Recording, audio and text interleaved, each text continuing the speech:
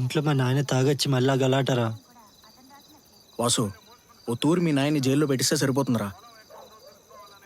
ఏమోరా, నాకన్నీ ఇట్లే అవుతాను.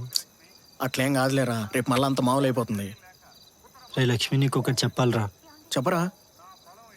నువ్వు మళ్ళీ రాకేష్ గారిని చెప్పకూడదు. వాడు కాలేజ్ అంతా చెప్పుకొని తిరుగుతాడు. నేను చెప్పనులేరా అబ్బా.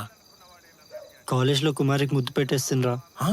రే, ఎట్లరా ఒప్పుకున్నా కుమారి? ఆ పాప కోపం వచ్చి నన్ను పక్కకు దోసేసి వెళ్ళిపోయారా.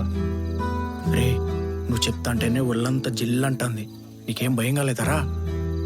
అప్పుడేం అనిపించలేదురా, కానీ కుమారి నా గురించి తప్పుగా అనుకుంటుంది. ఇంకా ఆ పాపకు నా ముఖం కూడా చూపించలేదు.